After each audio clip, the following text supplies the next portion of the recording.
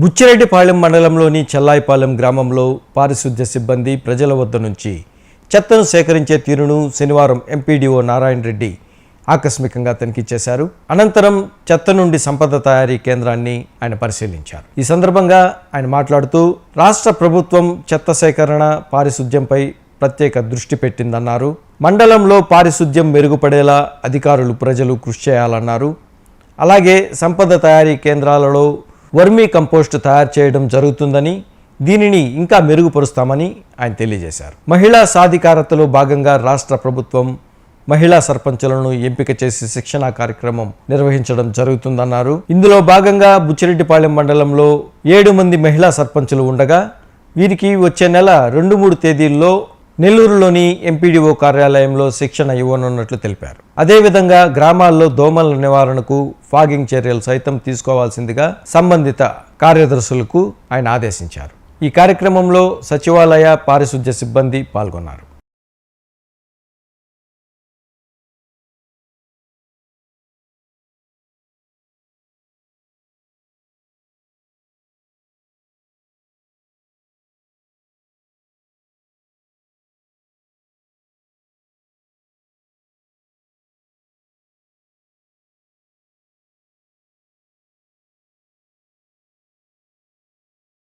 మన బుచ్చిరెడ్డిపాలెం మండలంలో పనిచేసే 13 సచివాలయం పరిధిలో ఉండే గ్రామ ప్రజలకు నా అనుభవం ఏంటంటే, రాష్ట్ర ప్రభుత్వం ప్రత్యేకంగా పారిశుద్ధ్యం మీద దృష్టి పెట్టింది.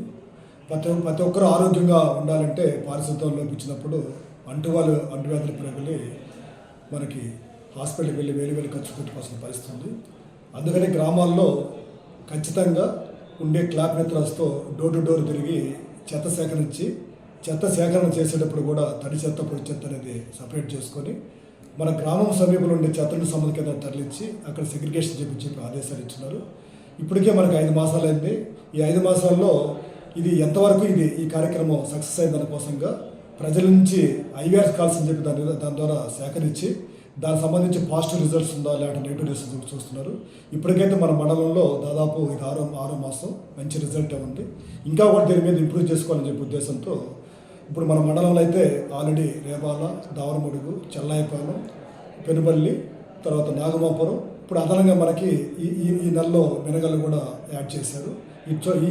అన్ని చోట్ల అందరూ కూడా అవేర్నెస్ ఇచ్చి దీని మీద డోర్ టు డోర్ కలెక్షన్ తీసుకొని మొత్తం కూడా ఎక్కడా కూడా చెత్త రోడ్ సైడ్ కానీ, ఆ తర్వాత ఈ డ్రైన్స్ లేకుండా ఉండేదానికంటే డ్రైన్స్లో ఎప్పుడైతే ఈ చెత్త ఈ ప్లాస్టిక్ పడినప్పుడు ఆ వెళ్ళే డ్రైనేజ్ వాటర్ కూడా నిలబడిపోయి దోమలు ప్రబలి చాలా అంటువ్యాధులు ప్రబలే అవకాశం ఉంది. కాబట్టి ఇప్పటికే మేము గ్రామాల్లో పర్యటించున్నాము. అక్కడ ఉండే ప్రజాప్రతినిధులు ఉండే మన ప్రజలందరూ కూడా సహకరిస్తున్నారు. ఇంకా కూడా దీన్ని ముందుకు తీసుకుపోయేదానికి ప్రతి ఒక్కరు కూడా దీనికి సహకరించాలని చెప్పి ఈ సందర్భంగా తెలియజేస్తూ ఈరోజు కూడా నేను సర్ప్రైజ్ విజిట్గా మన చెల్లాయిపాలెంకి నేను వెళ్ళాను. చెల్లాయిపాలెంలో వెళ్తే అక్కడ సక్రమంగా కూడా ఈ డోర్ టు డోర్ కలెక్షన్ జరుగుతుంది. అక్కడ కూడా ఒక 5-6 మంది నేను అడగడం జరిగింది. తర్వాత సమీపంలో ఉండే SW షెడ్ కూడా చూశాను. అక్కడంతా కూడా వాళ్ళు వర్మీ తయారు చేసి ఆ షెడ్లో రైతులు కూడా దాదాపు 1.5 టన్ను అమ్మేమని కూడా ఆ పంచాయత్ సెక్రటరీ చెప్పడం జరిగింది. ఇది చాలా ఉపయోగం.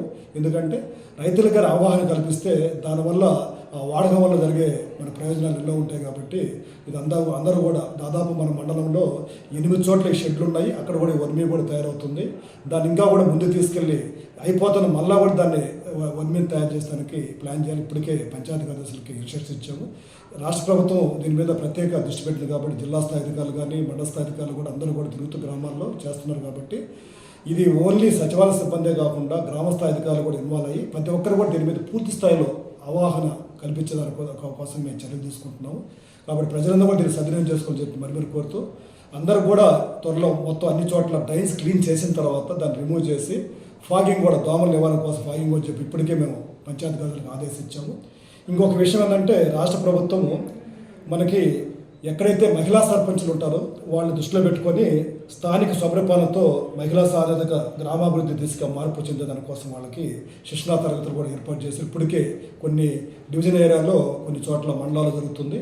కాకుండా మన మండలం వస్తేకే నెక్స్ట్ మంత్ 2వ తేదీ నుంచి 2, 3, 4 ఈ 3 రోజులు శిక్షణా తరగతులు ఉంటాయి. వీళ్ళు మన నెల్లూరు ఎంపీడీ ఆఫీసులు అటెండ్ అయితే సరిపోతుంది. ఇదివరకే వాళ్ళకైతే ఇంటిమేషన్ ఇచ్చాం. కాబట్టి మన మన మండలంలో దాదాపు 7 మంది మహిళా సర్పంచులు కాబట్టి వీళ్ళు కూడా దీన్ని సద్వినియోగం చేసుకొని ఖచ్చితంగా శిక్షణా కార్యక్రమం కూడా హాజరు కావాలని చెప్పి ఈ సందర్భంగా నేను తెలియజేస్తున్నాను.